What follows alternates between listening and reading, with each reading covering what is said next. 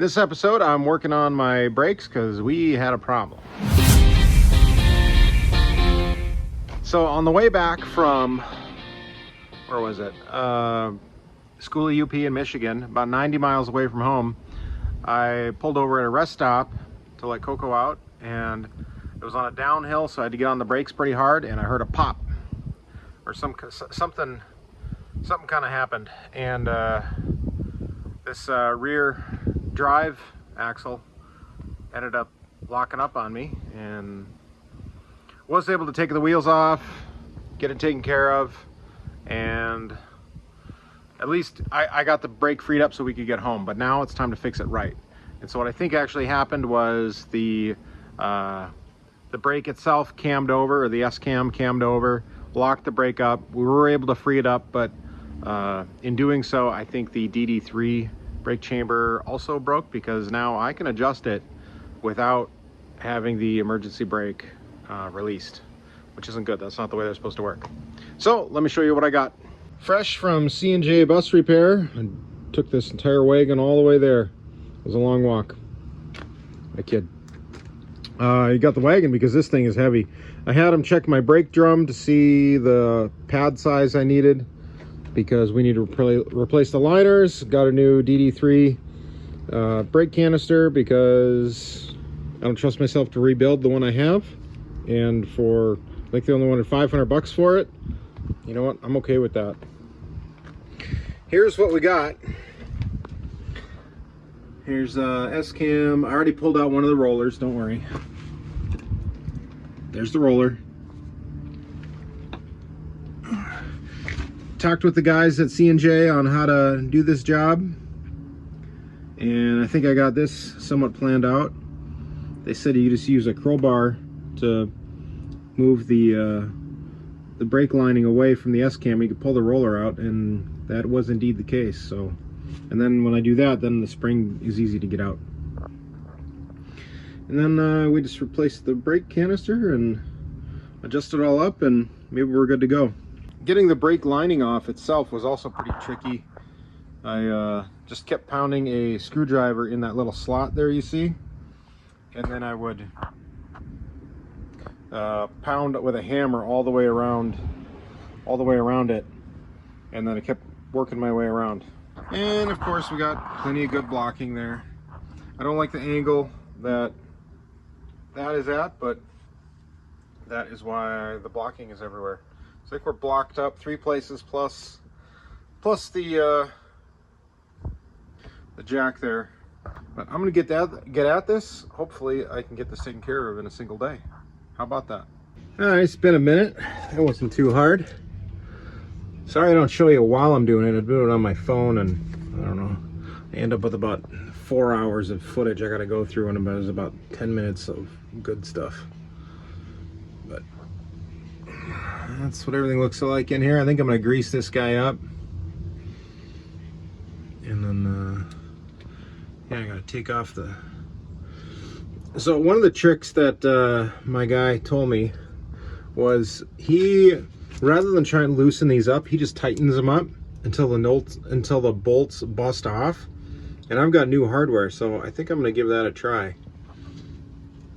And that was what the mechanic at C&J Bus Repair said to do. So we'll see what happens. Well, for bus mechanic technique, I would say we are 1 for 1. This one just started spinning. This one broke clean off, just like he said it would. So let's see how it goes. We'll keep working around. Well, I took a break because it was getting hot. As you can see, I did get the brake chamber out. Got a couple of those bolts off. I ended up using the nutcracker on those. I don't know what I'm gonna do on the back side. It's just gonna take forever. Let's take a look in the shop here. We've got the new one. What's left of the old one. And it looks like I gotta transfer a bunch of stuff over there. Looks like there's a grease fitting. Didn't even know I had to grease those. A couple air fittings. Hopefully I get them all in the right spot. I'm not sure. There's these rubber things in here. I'm assuming you pull those? I don't know. So I'll transfer everything else over there and see how it goes. Well, I got all the parts transferred over as best I could. I did mangle some threads here a little bit. Hopefully those aren't critical because this is the sealing surface. And yeah, this guy is not in good shape at all. I'd take it apart, but I got to bring the core for that back to C&J. I got some other things I'm going to bring back to them too. The water pump and old alternator that we've changed out on the bus. I'm going to bring that to them as well. So I think this will about do it for tonight. And then tomorrow morning when it's cool and not ridiculously hot, we'll get this installed. All right, spent about 20 minutes here. Got one side on. And I've been putting some, just what I had around, some RTV sealant on the back side of these pads. When I pulled them off, there was some kind of sticky substance on there, so I figured, well, I better put something else on there.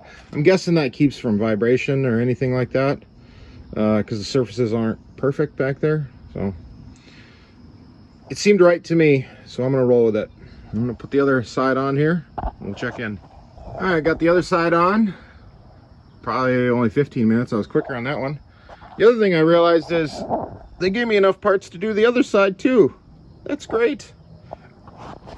I also got new springs. All right, the curve goes on the bottom. Every video's got to have a little drama, and this is my drama.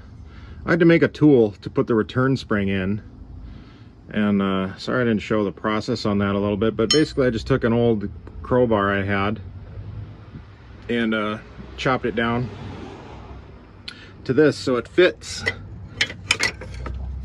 right in here like this, and then I can get it in there and push on it, and that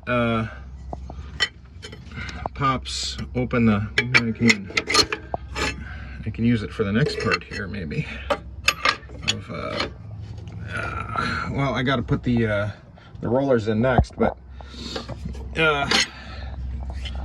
anyway, it let me get that return spring in there without having to pull off the hub or the brake shoes themselves. It was a pain in the butt. I've probably been at this for an hour, and I just got it, and that feels good.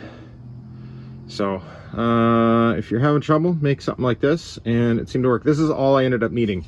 I did this, and then I pushed this in with my knee, and I was able to get it in there. There was a lip on the brake drum that I had to grind off. You can see there, and you can see here the scrapes on the pads where I was trying to push it on. It just wouldn't go on if I didn't grind it off. We got everything all put back together, the air can in there, the brake drum on, and looking good.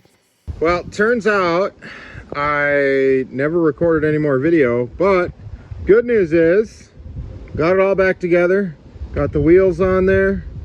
That wasn't too bad. Took it for a test drive and it worked great. I know that was kind of a short video, just talking about whatever I'm doing on the bus. Obviously I've been a little distracted with the Soda Solar projects, but I got a little break in that, so I'm actually starting another project, so be looking for that one. And it's getting windy, hopefully you can hear me. So thank you for watching, and subscribe, comment, thumbs up, send me good vibes, whatever you got. See you later.